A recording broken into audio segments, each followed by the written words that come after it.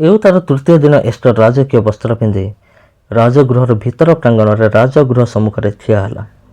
ସେହି ସମୟରେ ରାଜା ରାଜଗୃହରେ ଗୃହଦ୍ୱାର ସମ୍ମୁଖରେ ରାଜ ସିଂହାସନ ଉପରେ ଉପବିଷ୍ଟ ଥିଲା। ଏଥିରେ ରାଜା ଏଷ୍ଟର ରାଣୀକି ପ୍ରାଙ୍ଗଣରେ ଠିଆ ହେବାର ଦେଖିଲା। ପୁଣି ଏଷ୍ଟର ରାଜାର ଦୃଷ୍ଟିରେ ଅନୁଗ୍ରହ ପାଇବାରୁ ରାଜା ଏଷ୍ଟର ପ୍ରତି ଆପଣା ହସ୍ତସ୍ଥିତ ସୁବର୍ଣ୍ଣ ଦଣ୍ଡ ବଢ଼ାଇଲା।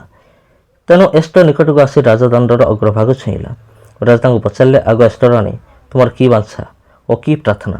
ଅର୍ଦ୍ଧେକ ରାଜ୍ୟ ପର୍ଯ୍ୟନ୍ତ ହେଲେ ହିଁ ତାହା ତୁମକୁ ଦତ୍ତ ହେବ।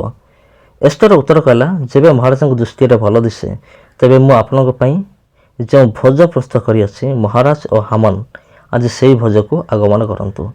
ଏଥିରେ ରାଜା କହିଲା, ଏଷ୍ଟରର କଥା ଅନୁସାରେ ଶୀଘ୍ର କର୍ମ କରିବା ପାଇଁ ହାମାନଙ୍କୁ କୁହ। ଅନନ୍ତର ରାଜା ଓ ହାମାନ ଏଷ୍ଟରର ପ୍ରସ୍ତୁତ ଭୋଜକୁ ଆସିଲେ। ଏଥିରେ ରାଜା ଭୋଜରେ ଦ୍ରାକ୍ଷାରସ ପାନ କରିବା ବେଳେ ଏଷ୍ଟର କହିଲା, ତୁମର ନିବେଦନ କ'ଣ? ତାହା ତୁମକୁ ଦତ୍ତ ହେବ। ପୁଣି ତୁମର ପ୍ରାର୍ଥନା କ'ଣ? ଅର୍ଦ୍ଧେକ ରାଜ୍ୟ ପର୍ଯ୍ୟନ୍ତ ହେଲେ ହିଁ ତାହା ସିଦ୍ଧ ହେବ। ତେଣୁ ଏଷ୍ଟର ଉତ୍ତର କଲା, ମୋହର ନିବେଦନ ଓ ପ୍ରାର୍ଥନା ଏହି, ମୁଁ ଯେବେ ମହାରାଜାଙ୍କ ଦୃଷ୍ଟିରେ ଅନୁଗ୍ରହ ପାଇଅଛି, ପୁଣି ମୋହର ନିବେଦନୀୟ ବିଷୟ ଦେବାକୁ ଓ ପ୍ରାର୍ଥନା ସିଦ୍ଧ କରିବାକୁ ଯେବେ ମହାରାଜ ତୁଷ୍ଟ ହୁଅନ୍ତି, ତେବେ ଯେଉଁ ଭୋଜ ଆପଣମାନଙ୍କ ନିମନ୍ତେ ପ୍ରସ୍ତୁତ କରିବି, ତହିଁକି ମହାରାଜ ହାମାନ ଆସନ୍ତୁ। ମୁଁ କାଲି ମହାରାଜାଙ୍କ ଆଜ୍ଞାନୁସାରେ କହିବି। ତହିଁରେ ସେହିଦିନ ହାମାନ ଆନନ୍ଦିତ ଓ ହୃଷ୍ଟଚିତ୍ତ ହୋଇ ବାହାରକୁ ଗଲା।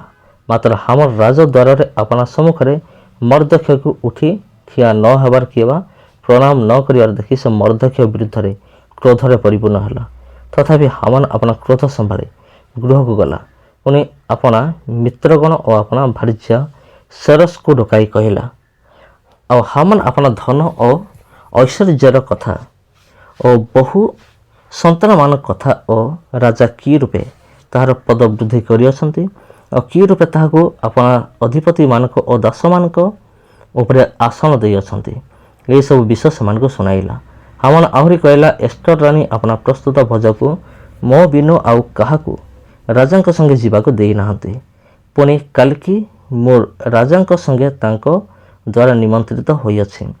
ମାତ୍ର ଯେ ପର୍ଯ୍ୟନ୍ତ ମୁଁ ଜିହୁଦୀୟ ମର୍ଦ୍ଦକ୍ଷଙ୍କୁ ରାଜଦ୍ୱାରରେ ବସିଥିବାର ଦେଖିଥିବି, ସେ ପର୍ଯ୍ୟନ୍ତ ଏସବୁରେ ମୋର କିଛି ଫଳ ନାହିଁ। ତେଣୁ ତାହାର ଭାର୍ଯ୍ୟା ସେରସ ଓ ମିତ୍ର ସମସ୍ତେ ତାକୁ କହିଲେ, 50 ହାତ ଉଚ୍ଚ ଏକ ଫାଶୀ ଖୁଣ୍ଟ ପ୍ରସ୍ତୁତ କରାଯାଉ। ପୁଣି ମର୍ଦ୍ଦକ୍ଷକୁ ତହିଁରେ ଫାଶୀ ଦେବା ପାଇଁ କାଲି ପ୍ରାତଃକାଳେ ରାଜାଙ୍କୁ କୁହ। ତହିଁ ତାରୁ ହୃଷ୍ଟ ହୋଇ ରାଜାଙ୍କ ସହିତ ଭୋଜକୁ ଯାଅ। ଏହି କଥାରେ ହାମାନ ସନ୍ତୁଷ୍ଟ ହୋଇ ସେ ରୂପ ଫାଶୀ କାଠ ପ୍ରସ୍ତୁତ କରାଇଲା।